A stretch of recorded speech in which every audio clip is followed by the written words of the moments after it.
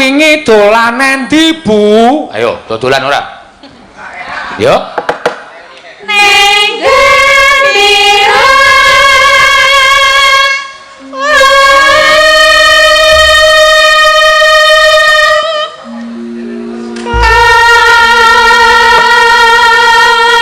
pancen sing jeneng taman wisata ki iso gawe fresh otak. Neng Yojo ya saiki wis ana park-park kuwi Edu Park.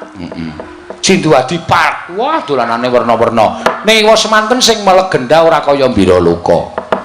Mbiraloka menika kewane akeh, taman bermain ya akeh, dolanan banyu ya iso. Dolanan apa-apa iso. Dina Minggu tone, mangga.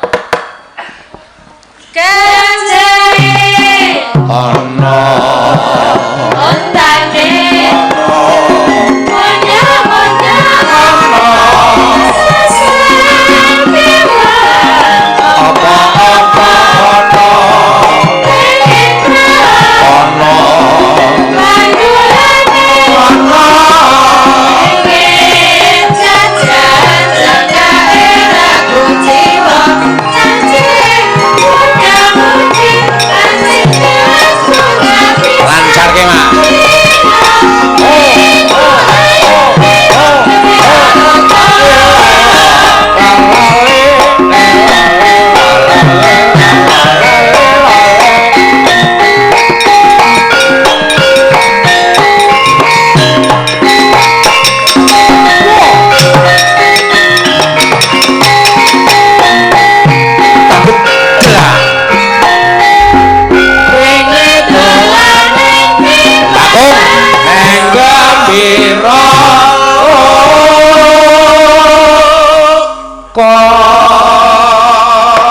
Rasane ning awak kesel iki mari medun saka kayangan adoh jamak. Aning wis modern.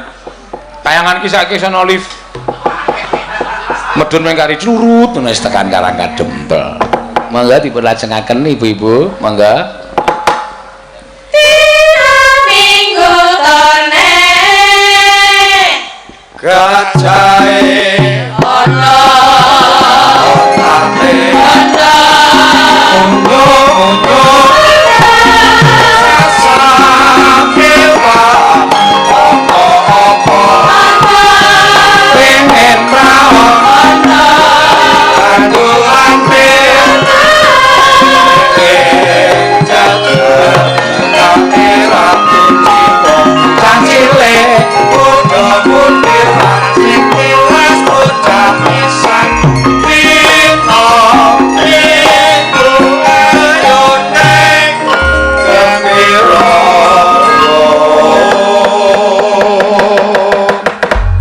ya neng kota Jogja ya Gembiraloka.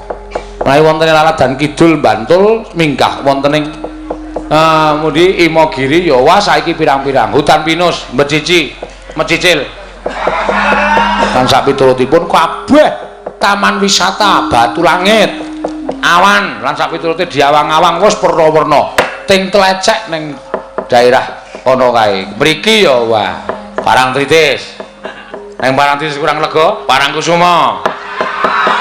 Nah, ayo mesti dodong nek nah ngremenaken taman wisata menika sampun ngantos dipun orak-arik dhateng tuwindah ingkang boten prayogi. Mula anggere Petra nyebut Parangkusuma kuwi nang daerah Yuculigur. Konotasine wis elek. Ning nuwun sewu janjane sing membuat keruh utawa membuat kotor nama Parangkusuma itu oknum-oknum yang kurang bertanggung jawab. Nek papane papan wisata sing apik menika papan wisata ziarah sing becik. Religi sing apik. Ane terus wis kuwi. Wis kaya ngono kae ya wis kepiye meneh. Dipenggak ora iso, dipenging malah saya ndodro. Wingi dolan endi Bu? Nang Gembiraloka. Dina Minggu tone gajahe ana, ontane ana, munyuk-munyuk lan sapiturute.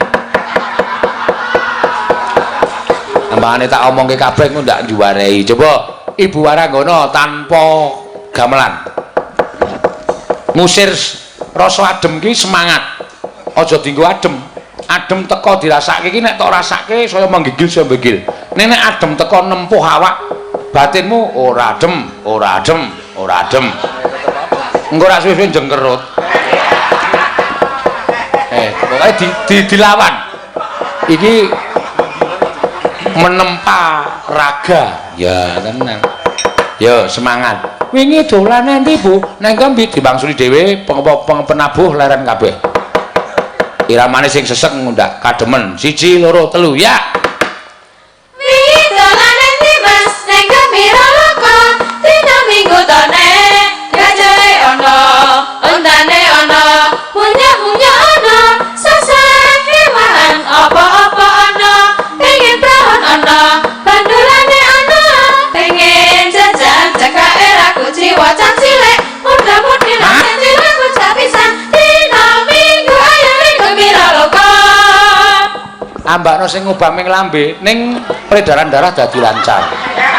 Dinggo dadi awake ora kademen. Ayo kanca-kanca, ubahke. Saka wit sing ngenong sing ngempul tekan sing bunang sing gambang. Semangat. Wingi dolan endi? Aja nganti kalah karo Ibu Waranggono. Keluarkan semangat panjenengan minangka dadi pejuang budaya. Pejuang ki kudune ana sing mati kok ora ana sing mati. Ya. Singi dolan endi, Bu? Nang Gembira Loka. Ayo, monggo. 1 2 3 ya. Wingi dolan endi, Bu? Nang Gembira Loka. Dina Minggu tone gajahe ana. Kudu rampak. Otane ana. Munyo-munyo ana. Sasar kewan apa-apa ana. Pengen taun ana. Bandulane ana. Pengen jajan cekake ra kuci. Cah cilik muda-mudi lan sing tilaku sapisan. Dina Minggu ayo ning Gembira Loka. Ngene iki lho. Semangate kerja luar biasa. Iki nek krungu seksi konsumsi sing niate arep dijanganke bening. Wah, wiagane semangate kaya ngono. Oh, jenengke wae. Malah medun.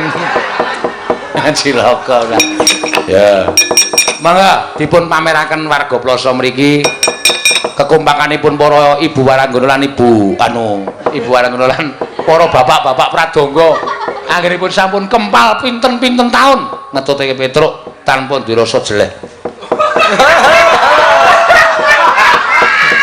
Ayo, diaturake. Wingi nek tanganku munggah iki swara wedok, perhatian. Tanganku munggah swara wedok, tanganku medun swara lanang. Dadi nek tanganku munggah iki sing wedok muni. Iki dolan endi, Mas? Nang Gembira Loka. Ning begitu tanganku ngene. Lho. Iki pindah lanang. Dadi kodene men ngene karo ngene. Nek ngene ki wedok, nek mulai ngene ki lanang. Pan mulai ngene ki jelas lanang. Yo, 1 2 3. Ya. Wingi dolan endi Mas Ning Gembira Loka. dina Minggu tone Gajahe ana ontane ana unyu-unyu ana sasar kewan apa-apa ana pengen raon ana bandulane ana pengen jajan cekake ra kuci. jiwa cah cilik muda-mudi lan Sing tilaku pisan Minggu ayo ning Gembira Loka. Luar biasa. Sami tak atunge kok do paham. Aku anggere-anggere sih lho. Wingi dolan endi, Mas? Sing lanang nang Gembira Loka. Dina Minggu tanes. Telalene ono. Gajah kok telale. Telane kok wis dijujuk lho ora. Jan seneng-seneng. Ya mbaleni gawean lawas. Coba tak jodok-jodokke. Nek ming bareng we ora patek kompak. Coba saiki mboko siji, sinden siji, lanangan apa? Kakung siji. Nanti kleru omonganku ora. Coba Mbak Orisa. Yo, Mbak Orisa nek tangan ngene panjenengan muni. Nek mulai ngene sampean meneng. Men sing lanang sing temanten. Enten karo ngeten. Jodone ya kuwi sing nyaron. Nah. Sing jenggoten. Nah. Ora do didemek janggute. Oh, aku ora lho.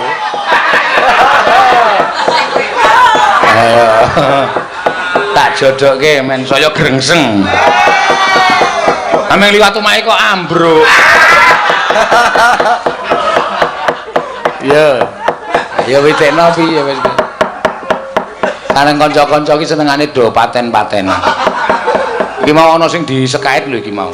Wong limayang ning Purwosari kok le nyegat kok ning Piyungan. Ayo muring-muring to ya. Mesake ora wong tuwa do nggo dolanan. Yo 1 2 3 ya. Wingi dolan nang ndi Mas? Ning Gembira Loka. Nah, Dina Minggu torne. Gajahe Ana, ontane ana, munyuk-munyuk ana. sasat kewan. terus Apa-apa ana? Pak, ayo ngandel ora apal to. Praon. Pengen yo. pengen praon Ana, bandulane, ana. pengen jajan cekake ra kuciwa, Cah cilik, muda-mudi, lan sing tilas. bocah pisan Di no minggu ku ayaning. Gembira Loka. Nah, wis lega kaya ngono wis lega kok. Lega wae. Rampung nembang wis.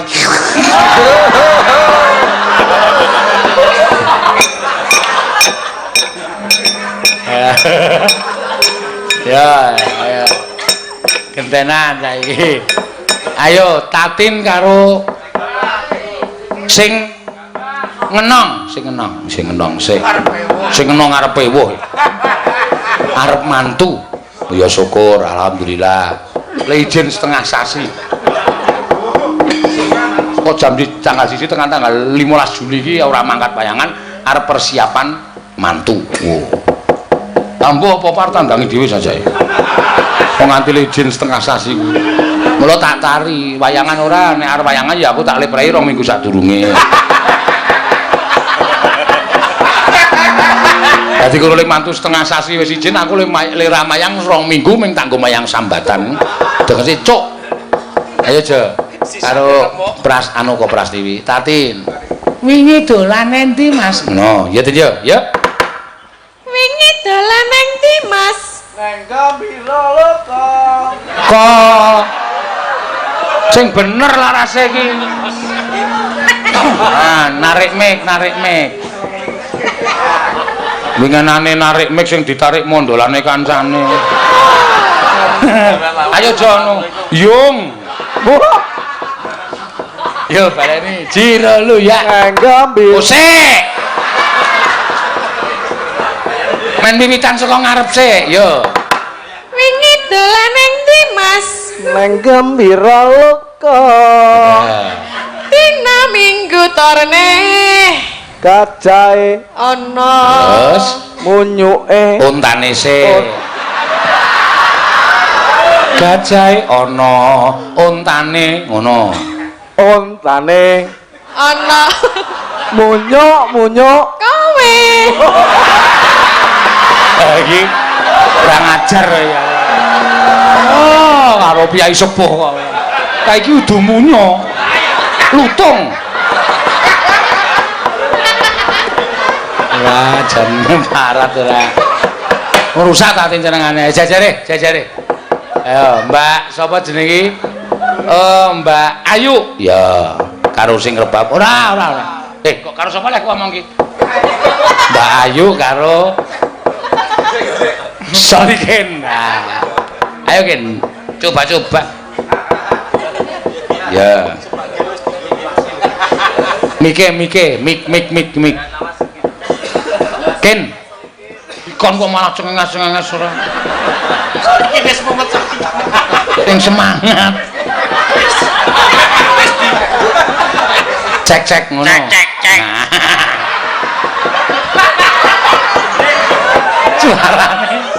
Suarane wis dicek. Ayo anggere kleru tutuk gambang ndasmu. Yo 1 2 3 ya. Wingi dolan ndi Mas? Neng Gembira Loka.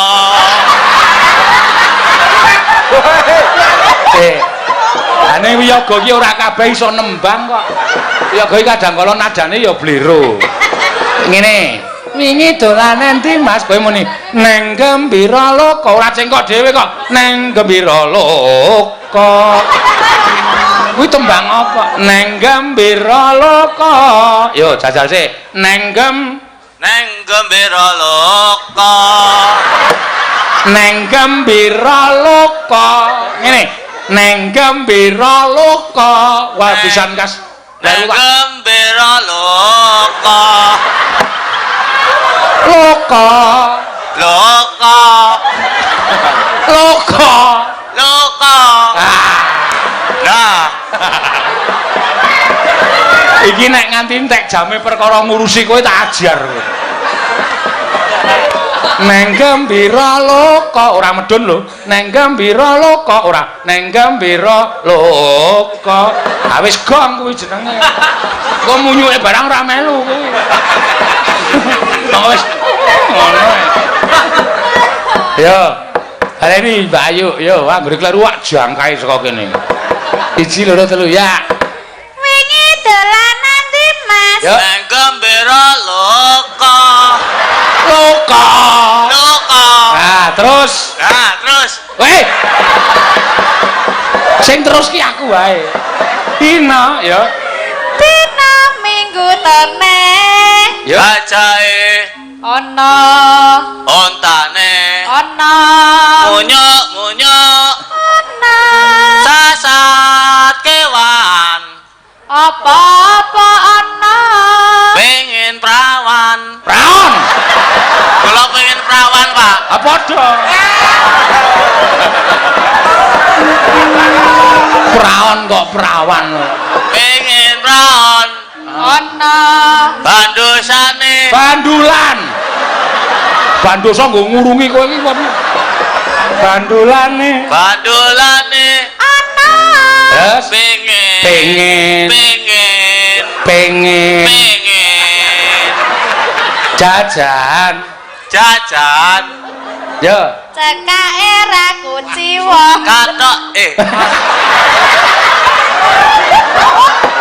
Cah cilik kok kathok. Oh iki senengane aku nang ngisor kono kaya. Cacile. Cah cilik ngopo? Bandeme kowe iya. Yo, cah cilik. Cacile. Muda-mudi. Muda-mudi. Lan Lan sing tilus. bocah pisan. Di. No. Mi. Go. Ayo neng. Gembira loka. Malah kaya Bagong. Mbira loka. Ya yo. Wah yo kejenengane kanca-kanca iki pancen luar biasa. Nek dong jenaka. Neno neno tak ngundang Kang Gareng, monggo. Suwantenipun Mbak Wahyu Krisnawati dipun dawaken srebek monggo. Ya sura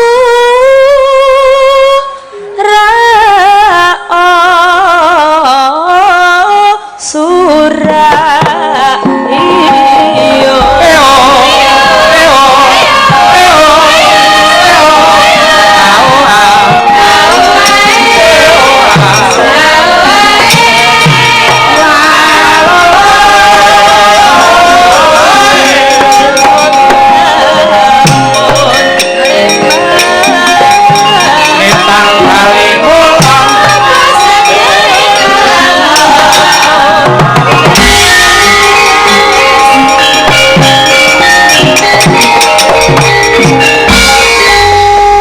wayangnya ora jamak terus haming sak wong sing marai wetengku bongko nabuh bendina kok karo larasan kok ora pas. Wah ya kan sing jeneng swara iki ora gampang kok ya kadang kala swara pidato apik bareng kon nembang ora pas larasan ya pirang-pirang. Heeh.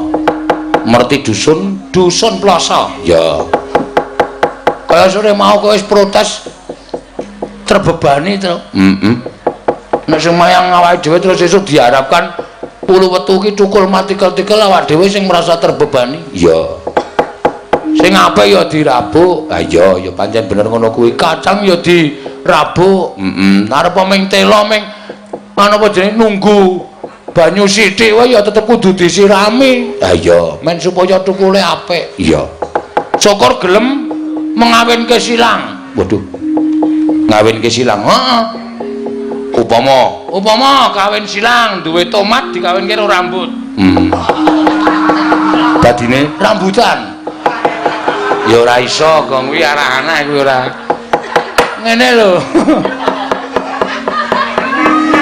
Maksudnya ngene, sing jeneng tela supaya gede-gede dikawin stek. Diris, tela sing maune cilik-cilik dikawin karo batang tela sing iso gede-gede. Oh iya apik kuwi. Ya iya, mantukule ya gede-gede. Heeh. Pelem apa jenenge iki? Pelem gadung kamantune cilik-cilik to? Heeh. Dikawin karo pelem golek. Yo. Engko metune iso gede-gede. Ya. Pelem dikawinke karo tali. Lho, dadine pelem rafia. Rambutan sing ana kuwi ora pelem. Ora nekat-nekat to, Gok. Ameng karo sak katawe kok ya cilaka ya aku. Ha iya ya bener. Ngono ya. Dadi kudu iso mengawinke silang. Oh. Gedang kawin karo Memedi. Lho. Dadine gedang gendruwo. Kuwi gede-gede. Oh. Sing gedang dikawinke malah cilik iki gedang dikawin karo susu. Oh. Gedang susu mau ning kono kok cilik-cilik ta iki? Kuwi jenenge gedang susu. Gedang mas to gedang susu. Ya pinter-pinter ya. Ayo mulai rasane legi. Ha iya, ya pancen ya kudu ngono kudu budidaya kok ya. Ha iya. Piye carane kacang iki sesuk le cukul panene iso gede-gede ya dikawinke karo kentrang. Kacang kok dikawinke karo kentrang iki maksude piye ora men gede-gede isine. Ngono ya, Gong. Ha iya. Pokoke tak suwun aja terus weweh luweh. Ya. Wis wayangan ya aja terus jagake dadi apik ning kudu budidaya. Sengkut gumregut masyarakat Ploso kene nggone Gulawentah marang pertanian. Ya. Lan tak puja-pujake sumurbur. Ana sumurbur supaya endang dadi. Ya, banyune ora entek iso dienggo ngileni pesawahan lan kabutuhane para warga Ploso kene. Amin. Jaluk pancen ngono. Nembang lho. Ayo. Tetembangan sing kepenak ndak engko kokean omong ya waktune saya entek tembangane ora ana. Kowe sik sing tuwa. Aku sik? Ya. Aku tak nyuwun uler kambang, Truk. Wah, ngapae? Nang uler kambang kok wah ngene. Saking seneng karo uler kambang iki nek ndi mesti metu uler kambang. Padha aku Truk aku iki nek ndi metu uler. Uler kambang. Iya iya. Yo nembang sing kepenak. Apa liyane reng? Yo ya, tak nyuwun iki ana sing ngirimi lumantar WA, nyuwun kok nyuwul. Nyuwun mijil ketoprak. Ya. Mijil ketoprak iki api-apian sing nyekar Mbak Ayu Purwalestari sing girang ngabehi Katno Piyungan. Ya. Katno Piyungan sing nyegar piyungan Katno. Kok mayang idol parang titis kok nyegat nang piyungan ki? Arep ndi bocahe? Iya. Ya men dadi paeka kanca-kanca kuwi. Mula ngati-ati manut Sherlock wae. Ya. Neno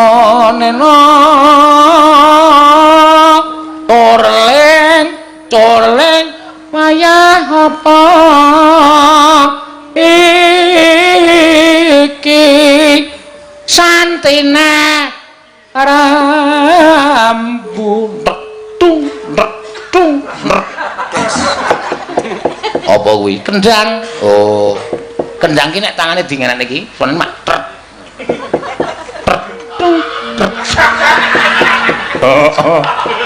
Kamu nih karo guyu ngapain, Tra? Kamu karo guyu kok ora. Mangga, ya.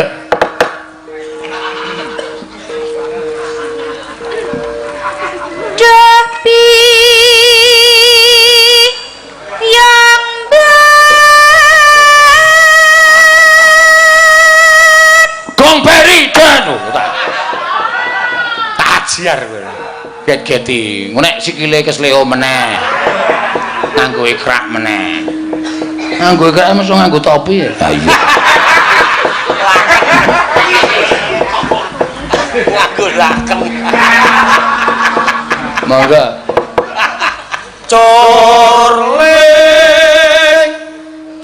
Corling Wayah apa?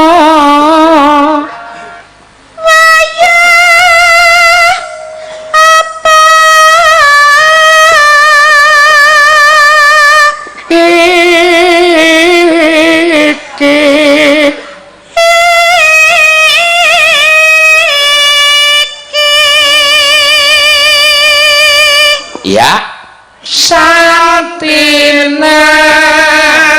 rambu. Wah, coba terus. Wah, yes. Dimatke tenan. Oh, adem ini ngunokke meja ketoprak iso. Wah. Saya anyep.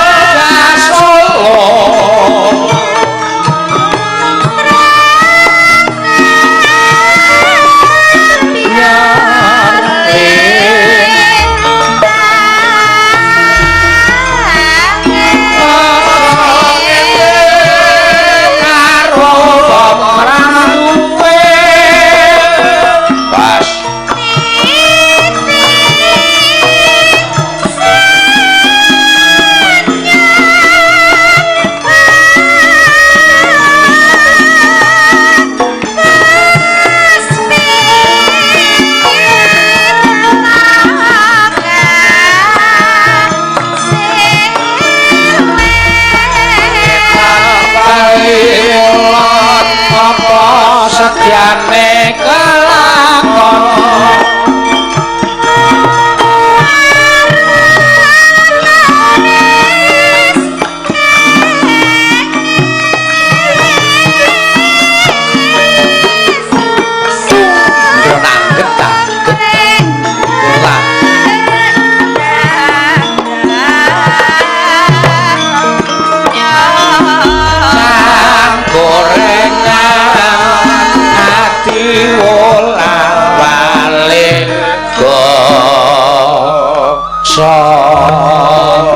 dasare yo kancane komplit yo reng komplit bonang terus barang yo ditabuh wah ya kepiye to men supaya rempek regu regeng regem heeh kanca komplite cacahe 24 bengi iki terus oh dadi aku mung kari njaluk keterangan saka sing ngendang kancane pira iki 24 sing mboten mangkat siji ya tak gawe 24 oh ane sik mangkat terus mangkat ayo blong ora tok tambahi aku ki mau repot 24 ya 24 oh iya ya Pak nyuwun diwalik slendro angsal lah ngapa nggih nyobi slendro oh iya wah iya ora apa-apa cobanan ituku lho lah ngapa ora mesti coba-coba tenan ledek dagangan nih kados Gusti ya eling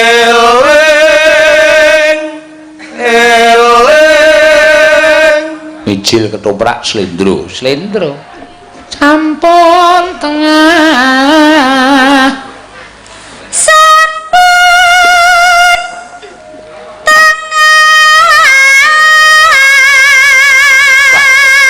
oh catetanku kleru terus ah piye ngen aku sampun tengah-tengah ngono waduh waedan apa-apa disambut Saut. Wah. Yo.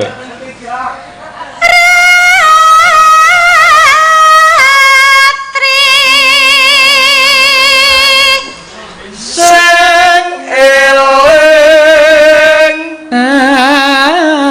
No, mangga.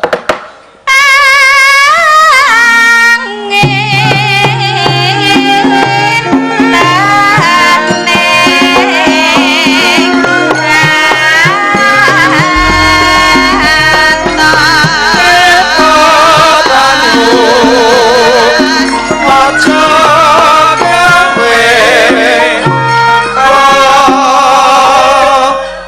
kodeng. Pipa banyu aja gawe kodeng entuk dening apa reng? Ledeng. Oh iya. Mula nek sumure bur wis dadi terus didadekke ledeng. Oh. Ledeng ki beda karo ledeng. Oh. Lak tendang mencelat lho kowe. Basa Jawa iki pancen cocok mirip-mirip sithik ning artinya berbeda. Iya, ya pancen bener. Mangga.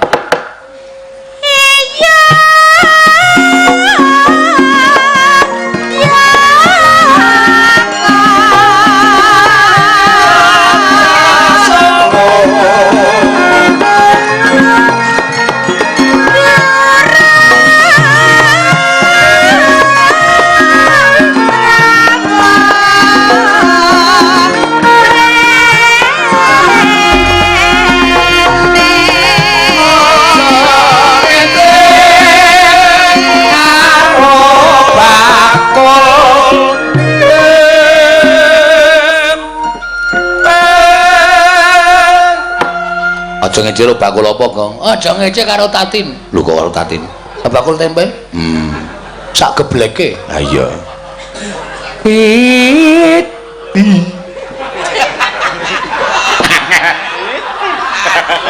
Kowe iki ora sok nembang.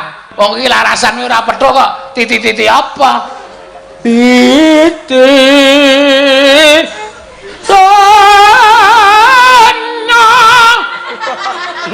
Cepat sirahe ora. Heeh. Ora saling guyu ora tenanan kok pipis ngono. Yo.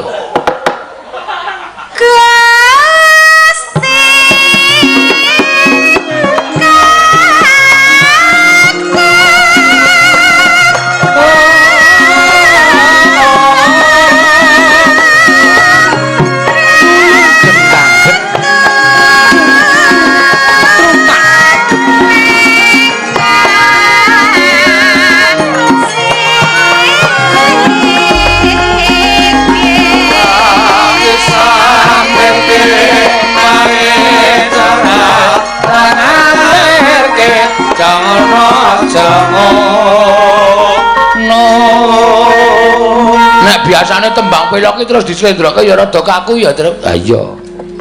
Le arep ngangkat iki kangelan. Mula ya kudu ngati-ati karo larasan. Bener. Nek ora amat larasan cetha keblendre ya, Tru. Iya. Monggo.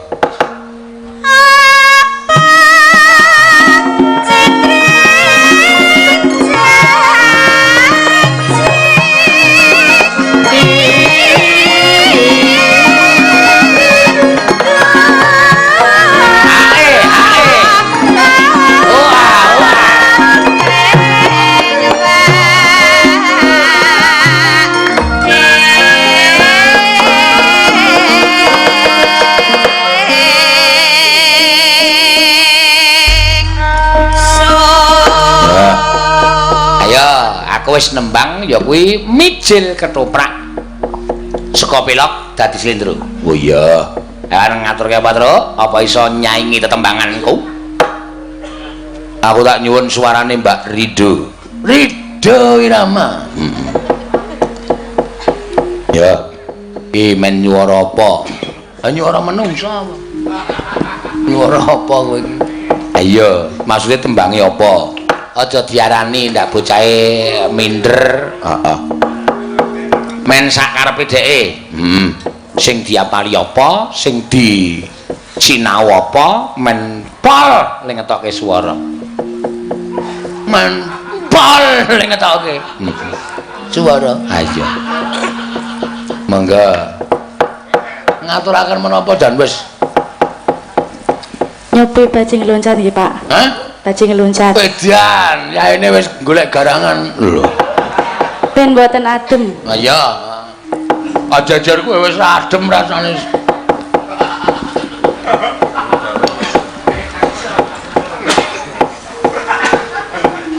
Maksudnya angin saka kono wis ketampek awake Rido wis sengara kena.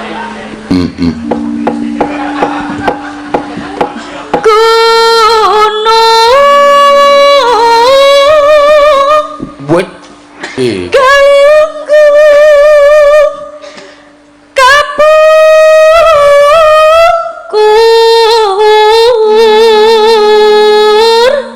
ngandel ora sindan-sindan ki dirungokke nek cengkok Bang yo kowe cengkok Bandung ki kandel tipis dadi ora sembarangan gunung delunggung Sumendi. Angel iki ora saben wong iso iki.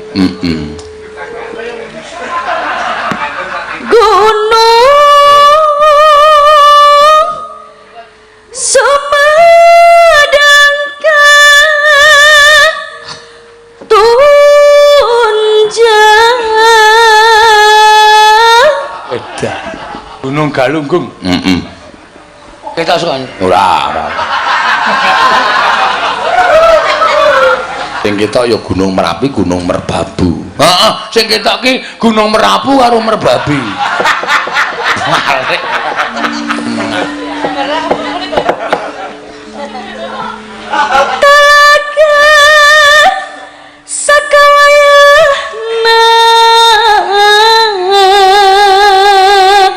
Ape? Anu ki sing kok Sunda. Rembeci Remesi. Apa? Remeci kok. aja diganggu ya Pak lah. Apa? Aja diganggu. Lah, Rika bisa bahasa Baju Mas ya? Kena wong kanak kok. Kenal wong kulon ya? Iya wong apak. Walah, ya sama. Kowe saka ngendi kowe? Nyonge saka Gombong. Oh, Karanganyar. Rika saka ngendi sih? Majenang. Majenang ya dudu Banyumas kaya kowe. Iya masih lebu Banyumas lah. Ya iso mlebu Banyumas. Sih. Metune menyang ngendi? Iso Banyumas ora. Iso pira-pira. Lek kae nyeneni malah bales. Majenang ana ngendi? Lahire Majenang, kampunge jenenge apa? Desa Mulyadadi, Kecamatan Majenang, Kabupaten Cilacap, Provinsi Jawa Tengah. Wah, ya cedak mari nginyong. Nginyong ning Majendel. Majendel. Langka Desa Majembel, Pak Langka. Anak bae aja kaya kowe aja ngene marang desa Inyong. Ana sih desa Majendel. Lah, gue kan desa bisa mlebu ora bisa metu. Kaya kowe jenenge Majendel. gue mah gaweane dalange dewek. Ora sih nyoto nyonge. Rika nyong wene ngerti KTP Inyong. Desa dusun Majendel. Kelurahan Mandeker. Majenang kaya kowe. Tuli Rika ora omong mau sih nek Bang Caka Banyumas. Lah mbok ora kan ngomong lah. Lah nyonge yo kepriwe sih? Ora kepenak maring Rika mos. Ya dikepenakna bae, penake kepriwe. Lah jelas kepenak nek semono. Lah Bagong entuk mungso. Wah, tuli Rika ngomong mau ora wong Banyumas nyonge mesti kawit sore mau perang karo dewa wis ora gagas para dewa. Perang karo dewa kok ora gagas para dewa. Lu wong nyonge dialog maring kita. Rika.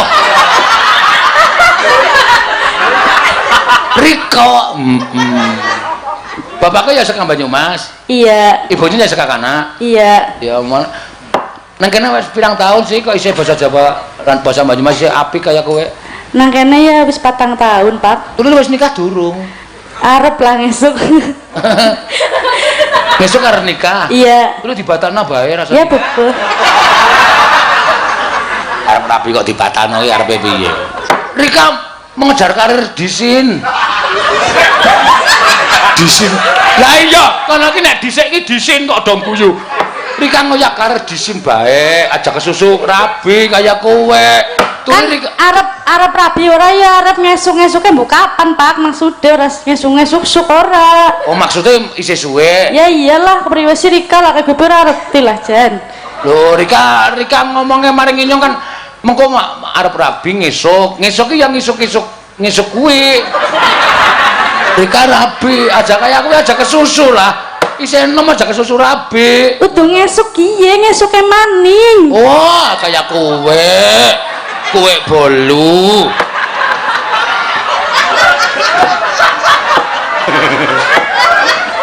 Tuli aja ngece maring inyong ki bahasa apa bae bisa. Bahasa Jawa Timur nyong ya bisa, bahasa Banyumas nyong ya bisa.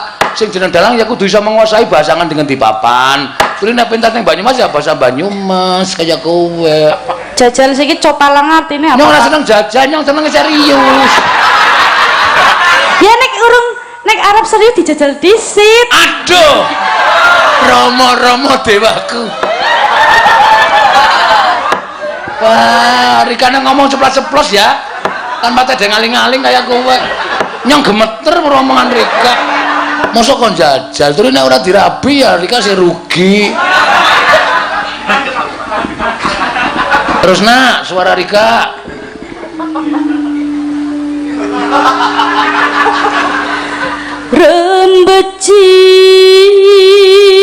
Remeci itu artinya apa sih?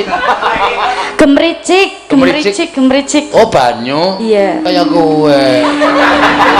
Banyu tuh liwat watu ya gemericik nek liwat talang ya lurus bae. Jonalah dalang ngomong apalah sok ngono. Lah aja kayak kowe. Rika teges. Teges bisa sojo.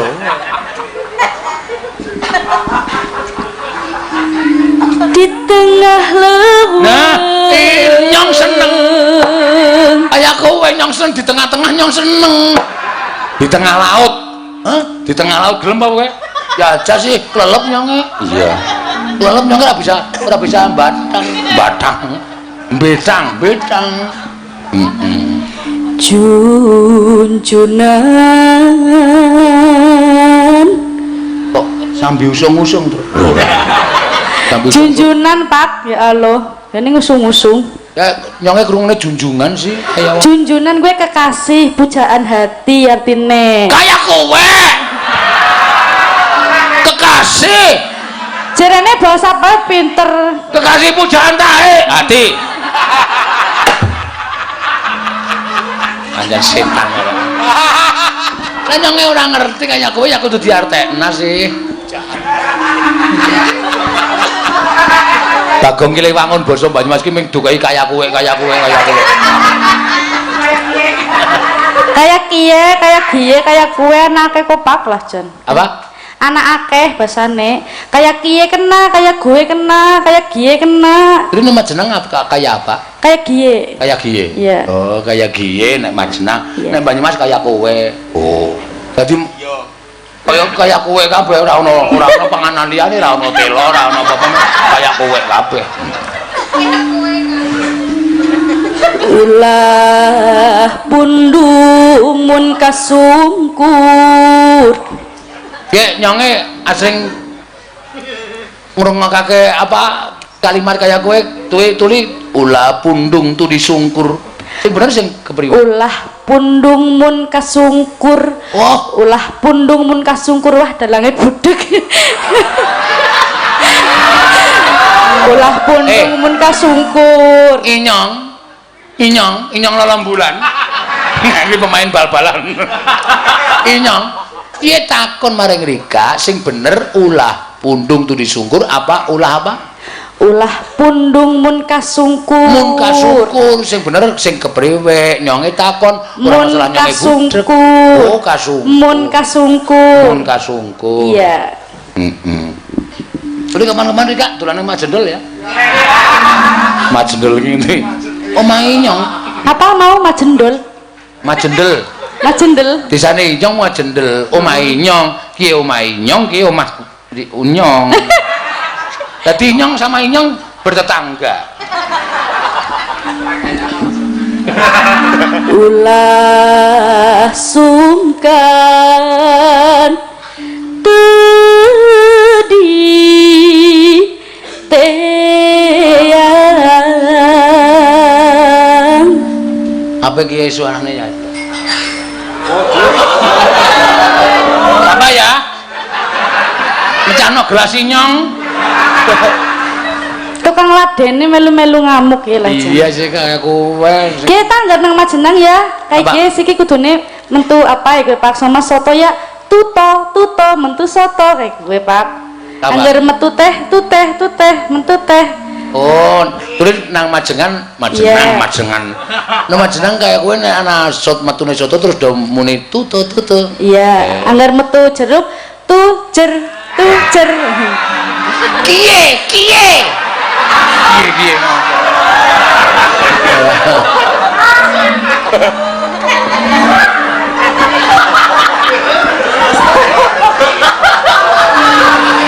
Ayo arep ngomong apa kowe kok? Nyonge ramane Citra bebah nyonge. Nyonge bebah. Oh.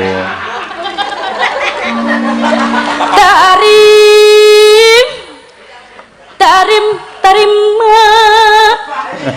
dawayana ngancik di negara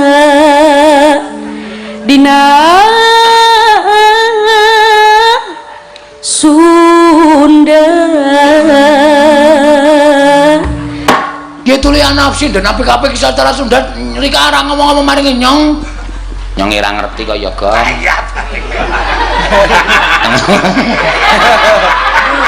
Nyong ora ngerti tuli anak sinden sing apik kaya kowe. Lah Petruk ya meneng bae cangkeme. Malah nyangkem nak. Kiye Nyong nyangkem-nyangkemnya Petruk ora nyangkem-nyangkemno Rika. Oh ya. Tuli Petruk ya meneng bae, terus ya dicak sing jinan bebek goblok. Lah iya. Maring gilik. Kiye? Iya apa? Kiye terus dilanjutna apa? Bajing luncat. Bajing luncat. Ini bajing luncat apik luwih apik. Ora wis Pak rek ngomong apa kok? Luwih apik nek dijogeti kaya kowe. Ora lah, jekong bae lah. Nek dijogeti ya engko mbok panggungnya ambruk mbok jadi di kamu abot sebelah panggungnya mikir lah. Ora kiye wis rada suda. Piye? Saya bengi bobote wis rada suda kiye. Kaya kisut.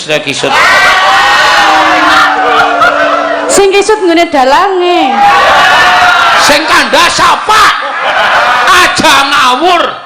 Lah kuwi jempole kademen kisut. Piye? Cempala Inyong isih kaya kiye. Ayo. Iki ngopo Gong? Ayo tuli Mbak Rido karo joget sithik-sithik ora apa-apa biar ben para nayaga. Oh, para nayaga ngopo? Para penonton ben seneng ya. Tuli ayo mudun.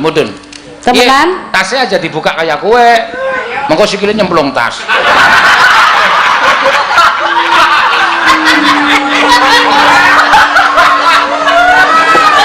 Ayo. Penontonnya sih akeh banget. Aja kuatir. Piye anang kene penontonnya wis sudah akeh. Ning apa jenenge kuwi terus? Streaming penonton sih kira-kira ya 6.000 wong. Iya nipe lah wong ora nonton YouTube. Sing nonton ya sing neng omah. Rika nyinden ya aja nonton, Rika ditonton. Iya Pak. Sida apa ora ki Pak? Sida. Selak adem kok. Sida. Mbok kisut. Sida.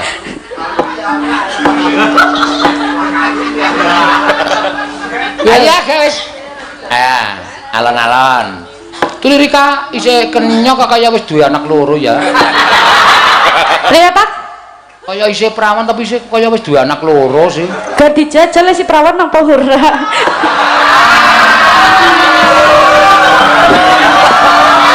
Wah, lagi.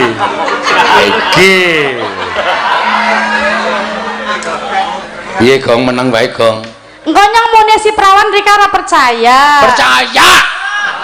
100% percaya. Iya. Aja kaya kowe sing apik lah. Mosok kaya ngene. Iya. Ayo diaturke. Yo monggo. Ning nang nanane nang kaya kowe. Iya. Ya.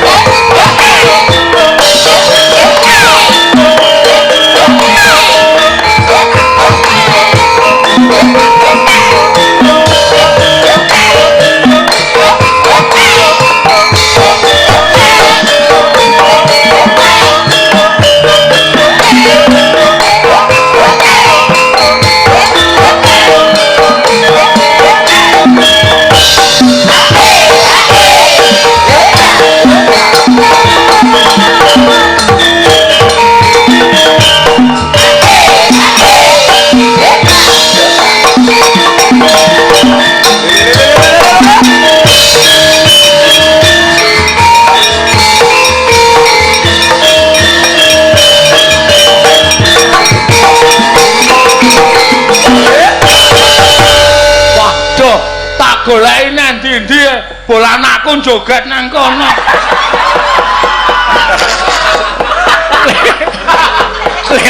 Le ngorek-orek raine kaya Bagong ayo. Oh alah. Ran, basiran kok dadi nang. Wajur. Ya, mangga Mbak. Sama Rido.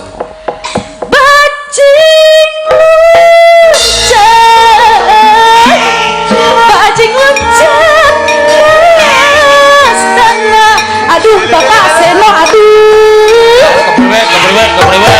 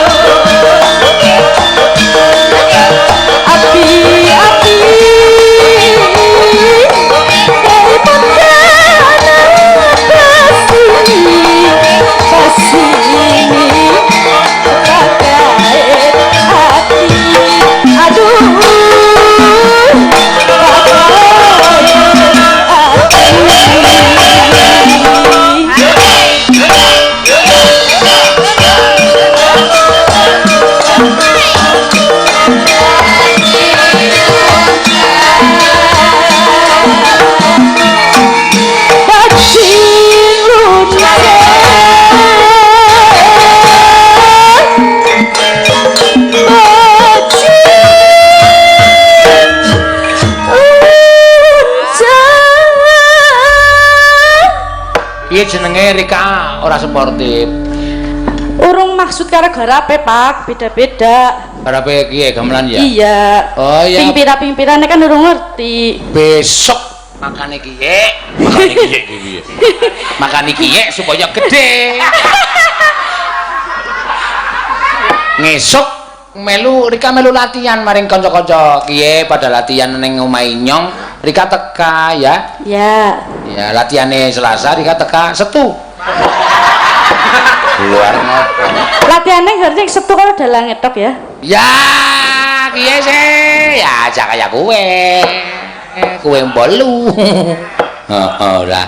Pokoke nek kanca-kanca wis ngesuk latihan, Rika teka ning omahe Nyong, latihan bareng-bareng maring kanca-kanca, latihan bajing loncat. Kiye kanca-kanca ora mung bajing loncat tok kaya kowe. Ning garangan loncat ya bisa. Iya, Pak. Ya, pangapuran ya, gena urung ngerti garape sih. Ya, kiye ora mung cukup pangapura. Iya. Eneng peraturane warga laras klasik kiye, lamun nembang ora nganti rampung apa kleru kiye bayarannya dipotong. Potong 200. Ora apa-apa. Nyong njaluk bayarannya dalange baen. Maksudnya? Bayarannya nyong dipotong. Nyong njaluk bayarannya dalange baen. Dadi nyong njaluk bayarannya Rika, bayarannya nyong dijaluk nang Rika. Maksudsu? Maksud lu? Wis lah ora usah bae, Pak. Ya wis api. Dipotong ora apa-apa, gena nyong sing salah. Ya wis api kira apa-apa. Iya. Ya wis pakai digula wentrah. Iya. Diupakara ya sing apik-apik. Ya, kesuwun. Rika wis apa jenenge kiye? Wis bisa apa kiye? Nyemplung aneng budaya Jawa. Iya. Ya dilestarikna, aja sembrana. Iya. Aja gampang kepilut maring lanangan. Iya. Pokoke bebek lanangan ora. Maksudnya sinden sing apik kaya kowe kan akeh godane, ya Gong ya. Ya kaya kowe. Iya. Akeh godane mula kudu sing ati-ati. Aja gampang kepilut marang tembung manis manuhara. Iya, iki mau jenenge bajing loncat. Wah, bajing loncate ngentekke setengah jam dhewe. Lah iya sih, soalnya kan ono kata-kata. Ono dialog. Iya. Aku seneng nek kira-kira ki sinden ki paling ora ya kudune saka Jawa Timur ono, saka Jawa Barat ono, saka ngendi-endi ono iki senenge iso bahasane werna-werna. Iya, ya harusnya kayak kowe. Aku tadi kowe kok omongnya kok terus cara Banyumas terus, Gong. Lah kiye wis ngancing. Cangkeme inyong. Ya sak karepmu nek nganti kowe ketuntu kaya ngono terus malah ngrekoso lho. Truk. Truk ngono. Ya iki eleke nek Jawa ngono kulonan ki nek muni truk dadi truk ngono. Basa Jawa wae, basa keplak sirahe ping 3. Ngene ya, Truk. Ngono kuwi seneng aku rasa ngene dialog kanggo Banyumasan yo nek karo sinden tok wae nek wis yo bali meneh. Aku seorang Bali itu. Ah iya. Ning ora apa-apa.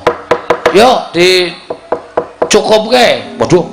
Wis jam 3 e. Engko ndak lakone ora nyandak. Oh iya. Lakone dawa ya. Dawa engko Semar nandur jagung bareng soalé. Oh. Ayo engko ndak ora rampung lakone ayo diaturake le. Petruk dikongkon bapak ya ndang matur bapak, bakong kongkon bapak ya ndang matur bapak. Nek kaya aku ngono iku ra ming timun wungkuk jaga imbuh wong dasare aku ya tanganku tekle, sikilku becik. Ya, yo rek yo. Yo. Janeng nyaning talaga kadi langit.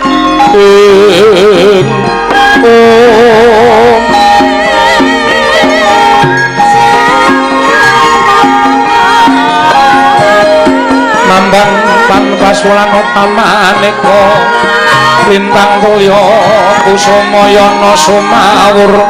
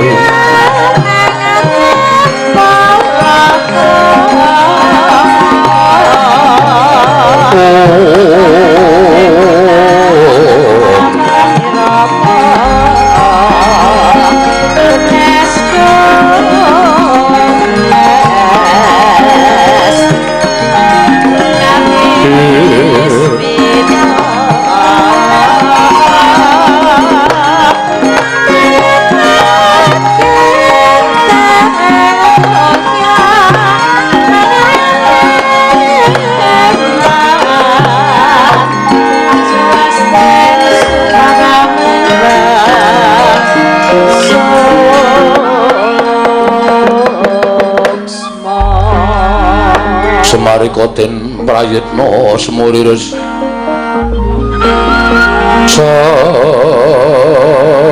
semuriris eko balik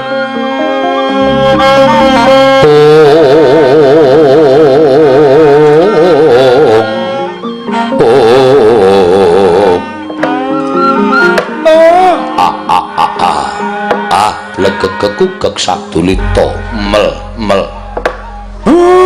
mono kawan anak-anakku nala gareng Petruk Bagong wis komplit. Nggih Pak, nggih Pak, nggih Rama. Petruk piye kabare? Jumengklungen kaya ngenteni sileming palwa gabus kumambanging watu item. Bareng kowe sowan aku weruh marang blegere anakku Petruk. Nalika semanten Wang Pikulun Bathara Guru dawuh kaliyan kula kinen ngentosi wonten alun-alun repat kepanasan mboten kanthi kanyono-nyono rawuhing para dewa arep mrawasa kali kula kali Bagong nganti kula diwangi karo tiyang sepuh kula sapa rencange bapak riyin Begawan Salantara Gandharwa Raja Bali iya pancen wong tuamu kuwi wis unggahke derajate minangka ganeping para Jawata. Nggih. Ya, bareng ngoten para dewa kawon, terus Hyang Pikulun Narada dawuh kaliyan kula, Petruk, aja nganti kowe sak pejagong karo Hyang Pikulun Bathara Guru awit iki ana niat sing ora prayoga saka Hyang Pikulun Jatimurti. Mula kowe mulya. Mulya. Merga nadyan kowe mulih tekan Karang Kadempel, mongko Hyang Pikulun Jagat Girinata bakal rawuh ana ing Karang Kadempel. Merga saka penemune Hyang Pikulun Jatimurti apa sing dirindakake bapakmu mau dianggep padha karo bakal nguasani sarta ngembari marang panguwasaning para dewa. Ngaten Pak dawuhipun Hyang Pikulun Narada. Samareka den prayitna samuriris eka balik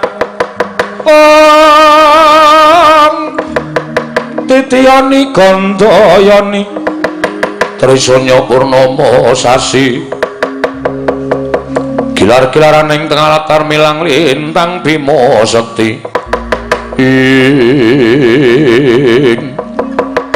dereng paripurnatunipun kula Petruk kantong bolong nalika semanten kunjuk ngersani kira Semar Badranaya dadak sakoleng mangking timyup saking Dirgantara nanggirawipun Sang Hyang Pikulun Jatimurti wonten ing Karang Kadempel kagiat kadrawekasan Lurah Nayantaka wau. Samareka den prayitna semuriris eka balik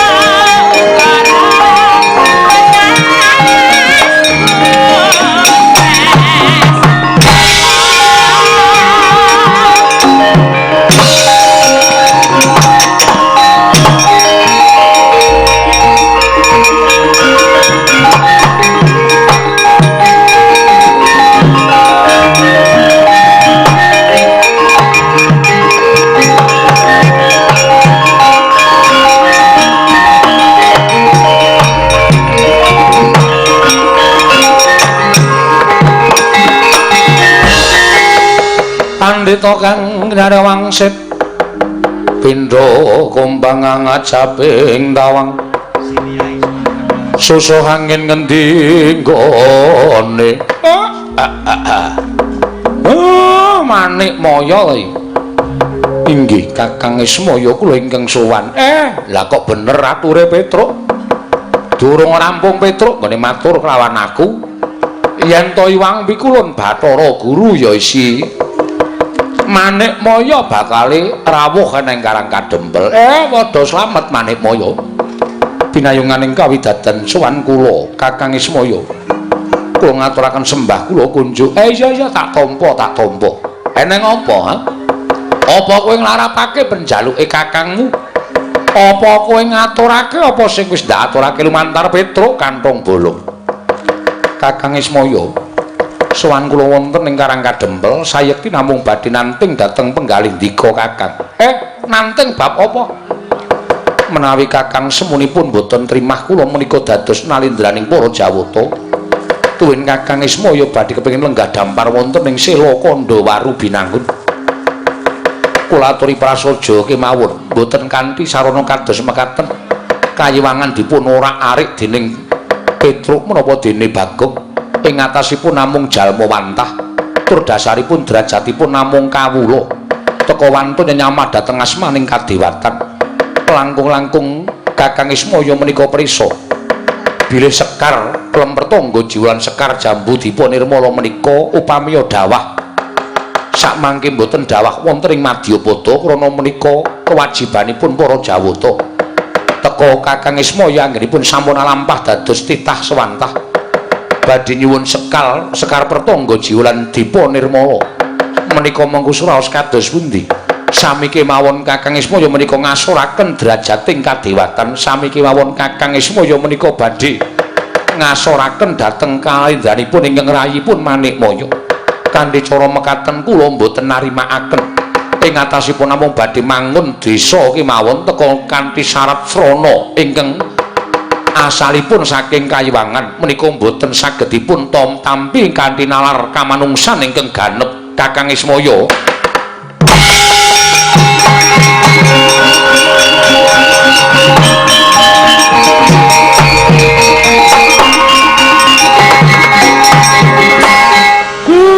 lah kok tekan semono nggonmu mikir upama aku kuwi gelem dadi dewa upama aku gelem dadi Jawata ning kayangan mestine ora kowe sing dadi ratu ning kayangan mengeneng loro antaraning aku apa Kakang Teja Mantri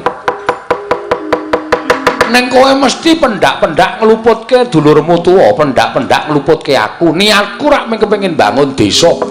Desa iki ada parane saka kayiwangan. Aku malah tok senggo areng ngembari marang panguwasaning dewa kuwi terus aku kuwi apa coba aku tak takon. Aku kuwi rumangsane ming titah. Wong dene ana sing ngelokke yen to Semar kuwi titi sing Ismaya, monggo aku ora rumangsa dadi titi sing dewa. Olehku dadi menungsa ya tak lakoni kanthi ikhlas. Aku mung kepengin duwe niat apa pancen adhiku lanang ki isih eling karo kakangne apa ora. Ing atase aku ki mung nyilih utawa kepengin njaluk wujuding kembang saka Klempertangga Jiwa lan kembang saka Jambu Dipa Nirmala. Mongko kembang kuwi ora saben-saben ming pisan nggone tukul ning bola-bali merga Klempertangga Jiwa lan Jambu Dipa Nirmala kuwi pangananing para dewa. Saben ngembang tukul dadi woh kuwi dadi dhaharaning para Jawata. Lah kok dadi aku ming nempel pisan wae, malah mbok arani sing ora-ora, malah mbok arani sing werna-werna. Dikira aku ngembari marang panguwasaning dewa, mbok anggap aku pengin dadi ratu ning kayangan. Wah, ora Guru, ora Manikmaya. Nadan uripku kaya ngene iki aku wis urip tentrem, nadan uripku ming sarwa sekeng. Aku wis kepenak. Nah nyatanipun Kyai Semar utawi Kakang Ismaya nggadahi sloga ing kados mekaten. Apa aku kleru? Apa aku luput? Yen aku kuwi tilas dewa kepengin iso ngrasake kanikmataning kadewatan, srana aku njaluk Sekar Klempertangga Jiwa lan Sekar Jambu Dipa Nirmala. Apa aku kleru? Apa kuwi ngurangi kayamu? Apa kuwi ngurangi derajatmu? Apa kuwi ngurangi wibawamu ana ing kayiwangan? Lah nek kowe duwe pakarti kaya mengkono kuwi janjane ora kok perkara aku njaluk Sekar Pertangga Jiwa lan Sekar Jambu Dipa Nirmala sing marai wibawamu asor, ning merga gedhoanmu, merga kelakuanmu sing kaya ngono kuwi. Kowe wong cetil, kowe dewa sing ora iso andum karo kulawargamu kowe Bathara Guru.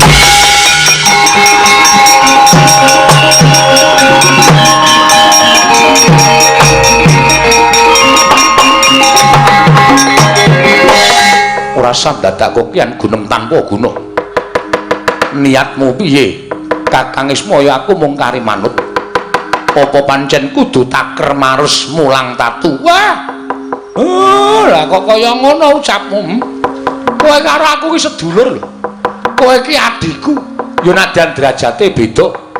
Apa ora saru dino ning atase ming perkara kaya ngono lah kok dadi kowe saiki sugal ucapmu ora nganggo tata krama. Ora peduli. Kena tau pamake lamun Ismaya isih urip ana ing jagat ora bakal langgeng Manikmaya nggone dadi Nalindra. Sarta ora bakal tentrem nggonku dadi dewaning para dewa mangreh para titah ana ing Janaloka. Mula wektu dina iki ora gelem urungake kersaning Kakang Ismaya. Rupak wani, jembar wani, padangane wani, petengane apa meneh setan alas kowe.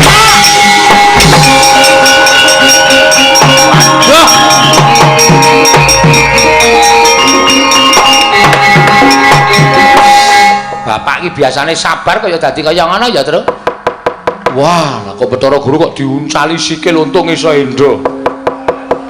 Sandale ngenangi ndasku kowe. Sandale sapa? Sandale bapak penyakit tenan kok. Monggo tekleke. Wah, lah kowe. Kekiye apiye to lagi kiye-kiye. Antil sisan kowe. Wis ngancing iki. Wis piye kae? Wis men, nek cara aku nengke wae wis ben.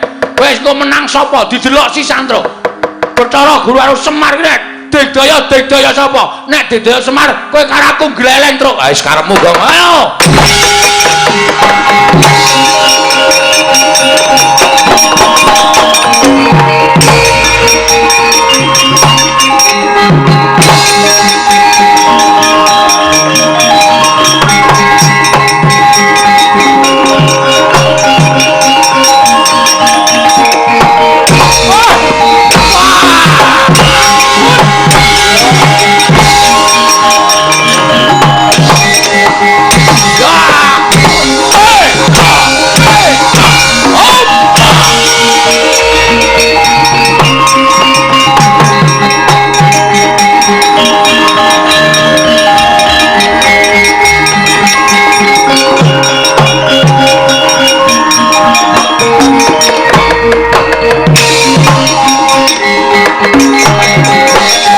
Mastu nama sidam skaring bawana langgeng.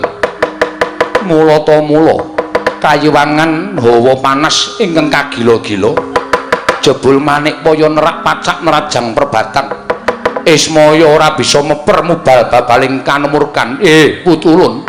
Putulun sakarone padha sirepen kamurkan kita putulun.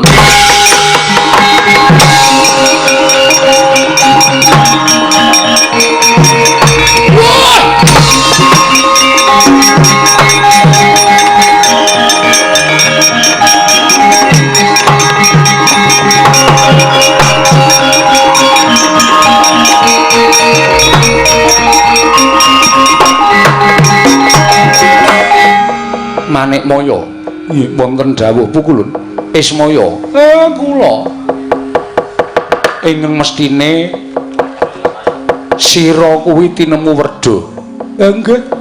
Kita tinemu tuwa kudune bisa meper mubal babaling kanepson. Manikmaya, kita ingkang tinemu taruna aja gampang kebrunget marang panyakra bawa ingkang mboya bener. Ismaya kuwi wis nerima tansah nampa marang apa ingkang dadi kewajibane nggone urip ning alam padang minangka dadi pamomong. Lah kok dadi mung kepengin wujuding sekar pelempertangga jiwa lan sekar jambu dipa nirmala. Teka kita malah ndakwa kelawan Ismaya ingkang ora-ora. Sinenggusi Ismaya bakal ngembari marang panguwasaning para dewa. Manikmaya, lamun nduk nalika semana kita kuwi ora tumbak cucukan kelawan Pukulun Bathara Tunggal ya wong atuwa kita sayekti ingkang dadi Nalindra ning Kayiwangan dudu kita nanging antraning loro Semar Upawata Teja Mantri nanging gandeng kita ingkang satemene duwe niat kepengin dadi Nalindraning para Jawata wekasan kita adul-adul kelawan wong atuwa kita Sang Hyang Tunggal wekasan Ismaya lan Teja Mantri kudu nandhang papa cintraka kaya mengkene iki merga saka pradul kita lawan wong atuwa kita. Apa isih kurang nggon kita nyengsarake kelawan kadang-kadang werda kita Manikmaya. Waduh, Truk. Ana cah cilik gleleng ya, Truk. Lah kok jeleng misah Semar karo Bathara Guru ki. Semar ya ndodok nglumpruk. Bathara Guru ya sedheku. Sapa to? Wah, Bagong ki ngawur ora. Sapa ya? Sang Hyang Wenang. Kelas piro? Kelas piro dengkulmu kuwi? Kayak dewa. Masa? Kayak ki dewa. Ah kayak ki. Iki suwes ngono. Kok ngono iki dewa? Waduh ya. Randana nek kae nyemelangi tenan Gong. Awan ndodok nang kene. Oh iya. Rasah nyuwara. Ora. Wong nyuwara ditenono kowe mah disotke.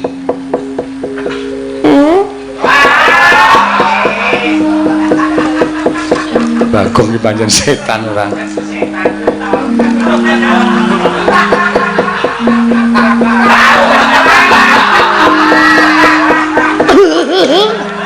Dengkulmu kowe ora. Nggih pukulun sedaya kalepatan kula Diagung Pangaksami. Paringna Sekar Pelemper Tangga Jiwa lan Sekar Jambu Dipa Nirmala. Aturna marang kadang kita Ismaya. Inggih pukulun. Kita bali marang Kayiwangan. Lamun kita ngiri godha karepaning Semar, aja takon dosa ulun ingkang bakal paring pidana kelawan jeneng kita. Inggih pukulun istakaken dawuh. Kakang Ismaya monggo klaturi nampi Sekar menika. Guru aku njaluk ngapura. Nek ana luputku ya guru kula ingkang nyuwun pangapunten. Sasampunipun kula ngaturaken Sekar kula nyuwun pamit. Sing ati-ati, sing ati-ati.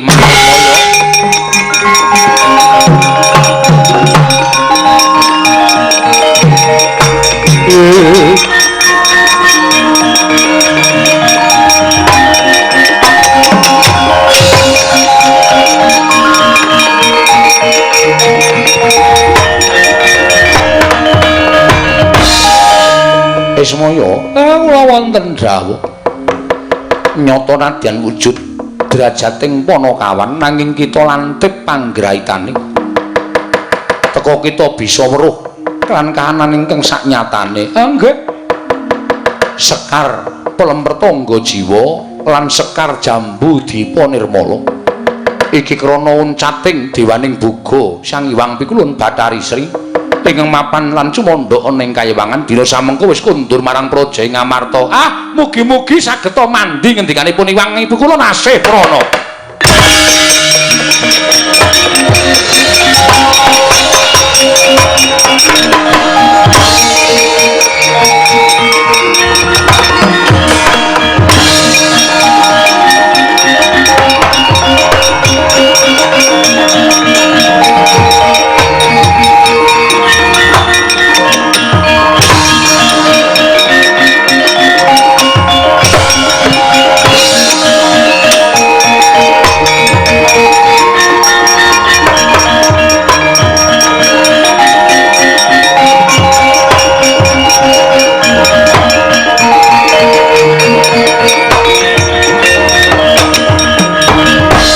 Marikoten marayatna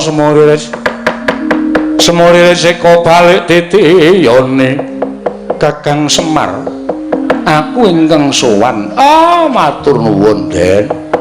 Ndara Punta, Ndara Werkudara. Ya Semar. Iya Kakang Semar. Enten apa?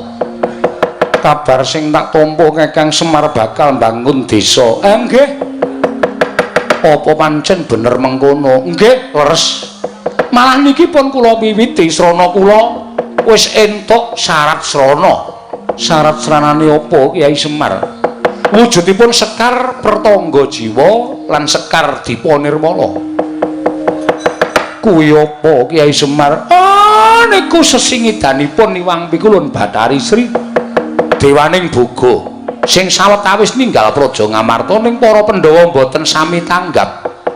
Namung sak mangke sampun kundur wonten negari Ngamarta.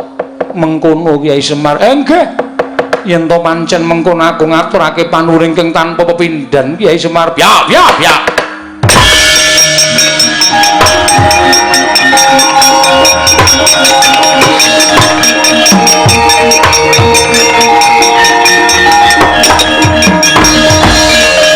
Petruk ngapa? Matur ngersanipun Bapak Semar. Iya. Sewu lapatan Diagung Pangaksami. Ora dadi ngopo? Amit ngaturaken tebah Siti Sekul. Binuntelen kron klopo, apun tambah bila wonten lepat kula inggih krungu jatur sanipun Bapak Semar. Iya gawe wis. Nalika semanten kula jagi wonten tapel wates. Tapel wates ngendi? Karangkadempel. Dumadakan mboten kanthi kanyono-nyono, Pak. Nang apa Petruk? Wonten buta ngamuk punggung Suratamtaha Nirbaya Nirwikara. Goleki sampeyan jarene endi Semar? Gerak-gerake sing jeneng Semar Badranaya Werkudara Janaka aja kaya bocah iki.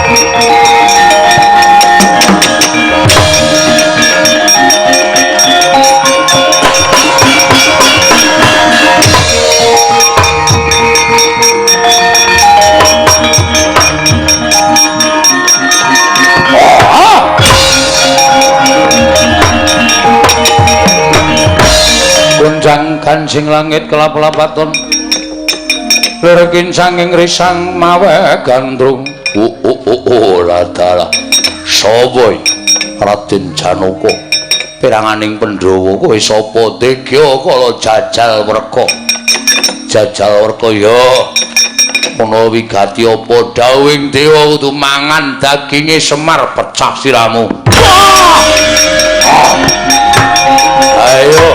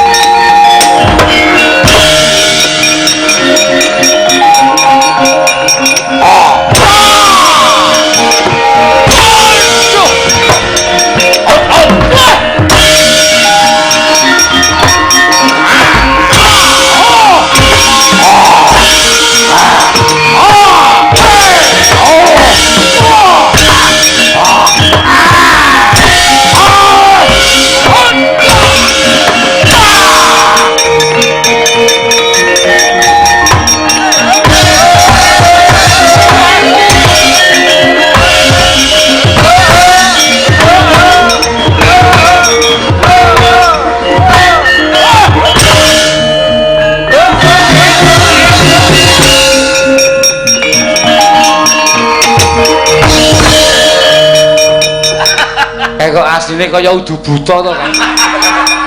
Wong kudune tandung tang tang nundun tandung tandung tang tang nundun tandung tok tang tak jleng dadak nek guntok kok ngene kok tang tang nundun tang tang nundun tang kok ora rampung-rampung.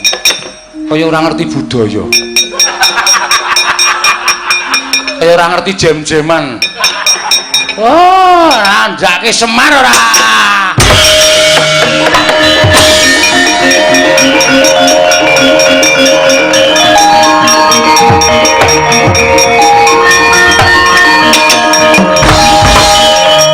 Geger, Pak.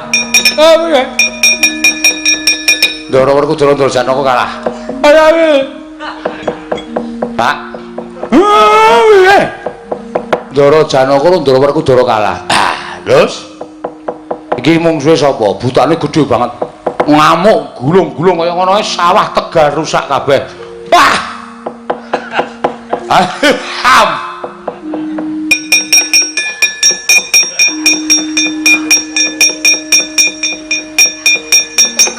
Oh demet ki.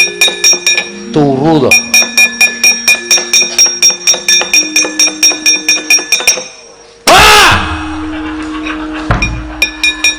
Bagong gugah bapane digetak ben mangkel aku wis kaya ngene kok malah turu Petruk butane ndi kae lho Tak deloke. Semarika den mrayitna semuriris. Semuririse kok balik titiyani gandayani.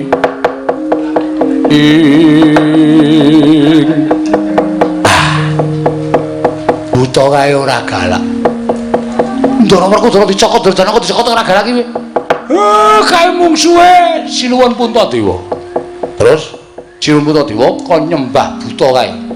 Kon pasrah pati urip. Mengko rak buta kae kalah. Apa iya, Pak? Domongi kok.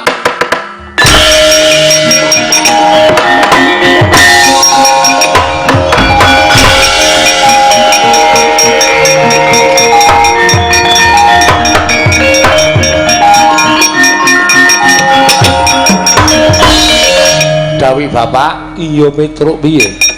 Ken perang. Sopo sampean? Aku ora iso perang, Petruk.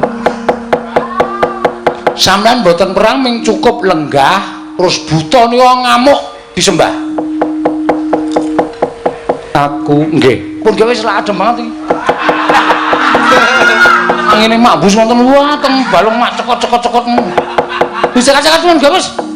Ayo ndak selak jenenge adem. Wong edan ora tak maju nggih.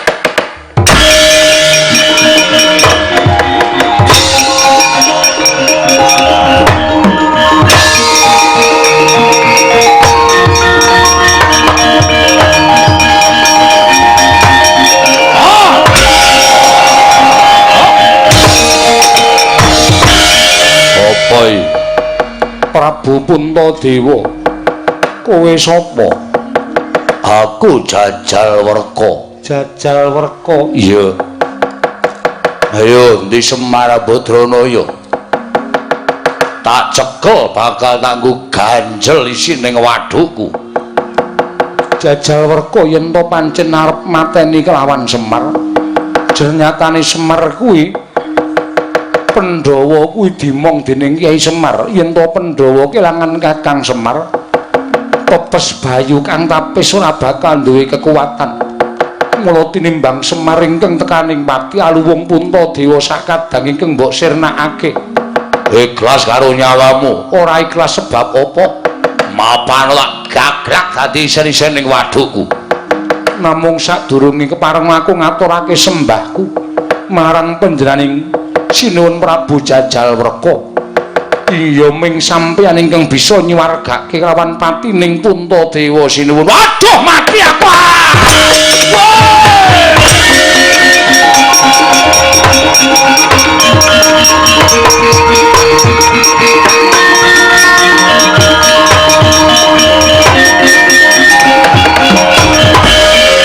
Koko Prabu inggih, Yayi. Kenging menapa paduka ingkang wujud raseksa. Kana nami panjenenganipun Iwang Jatimurti menapa ing dados gegayanipun Semar menika kedah nampi cobi. Nyatanipun kula ingkang kadhapuk supados dados pacobaning Kyai Semar. Lah kok jebul malah para Pandhawa ingkang saged nyingkiraken pacoban wujud ingkang Raka ing Ndarawati. Setemah kula wangsul kok wujud kaya wingi-uni. Inggih Koko Prabu. Apa niatipun Semar Badranaya menika kandhas dumugi ning Batus? Mboten nggadahi niat menapa-menapa kejawi amung ngambangun desa Karang Kadempel. Yai wonten dawuh. Maitra mekaten kliyanana kula manunggal wonten ing Karang Kadempel. Monggo Koko Prabu kula dherekaken.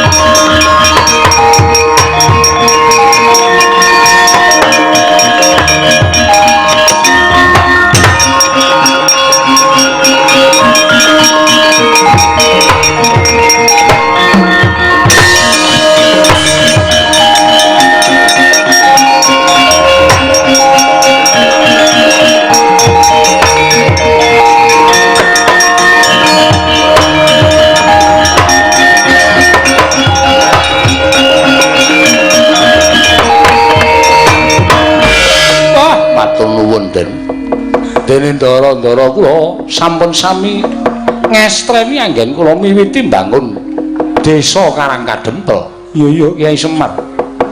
Krana kuncaraning desa Karangkadempel bakalan nyembuh wibawaning Ratu Ngamarta. Semono uga aku Kyai. Sing gedhe pangapuramu yen aku mau mung dinawan dening Wang Pikulun Jatimurti nggih. Kula wis ngertos. Sekar pelemper tangga jiwa lan sekar jambu dipa nirmala. Jebul dados papan pandhelikanipun Sang Hyang Pikulun Bathari Sri anggenipun oncat sawetawis saking negari Ngamarta. Samangke sampun kondur wonten negari Ngamarta. Karangkadempel ingkang kinarya marga tindaking Bathari Sri. Wekasan mangsawang dhewe Ndara Reja mulya napa sing ditancepake isa tukul ngrembaka woh-wohane. Iya Kyai Semar. Mula gandeng sedaya sampun paripurna. Nek wonten lepatipun ingkang abdipun Semar kula nyuwun pangapunten. Kinarya sesanti Sura Sudira Jane Kang Ret Suh Brasta kaliyan kula Darmastuti rahayu samya makarya rahayu ing samya pinanggih.